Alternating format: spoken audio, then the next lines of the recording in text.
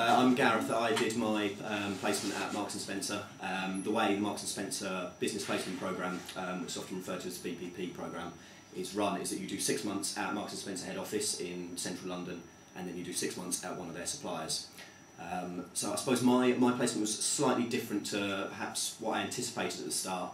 I applied to be a BPP food technologist. I was actually put in the Plan A team. Obviously they allocate you where they have a suitable project.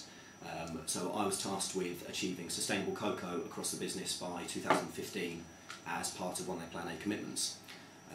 So obviously this involved working with plenty of suppliers. I got to do a lot of travelling with Marks & Spencer as well.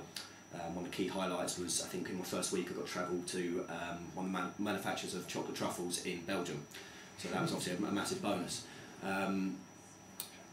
I worked across several different categories, and in terms of the placement it was really beneficial because they gave you a lot of opportunity to travel with other categories and really develop your knowledge as well. And I found there was, yes, I was there to do a job, but it was also about what I wanted to learn as well. So they gave me the opportunity to attend hygiene audits, travel to a salad manufacturer, a fish manufacturer, ready meals. So I got a lot of exposure to different areas. Certainly I know that when you become a fully fledged food technologist for M&S, you'll move categories every 2 to 3 years, so it is important that you continue to get that exposure. And obviously they gave me fantastic support in doing that. With regards to the cocoa work I did, obviously this was involved with contacting different suppliers, getting information on the volumes of cocoa they were using. Naturally a lot of cocoa they're using is in chocolate, so finding out what recipes are involved, if there's any way you can condense those recipes down. So there's a certain commercial element to it as well.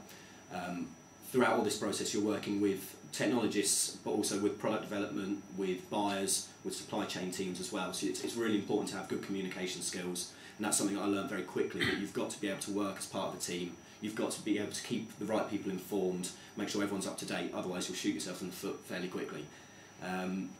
As I said, part of the placement scheme is that you do 6 months at the head office and 6 months at a manufacturing site.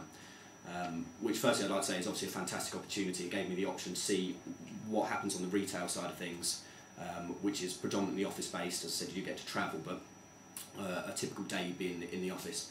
But obviously it's a completely different environment when you're in food manufacturing. So following on from the cocoa work I'd done, I went to one of their confectionery manufacturers called Ashbury Chocolates, which is based in Northamptonshire.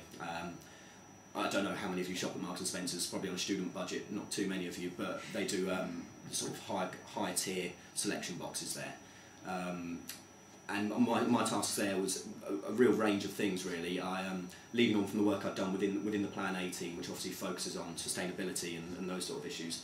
I was actually looking at water reduction, environmental issues, and actually end up writing the environmental policy for the company.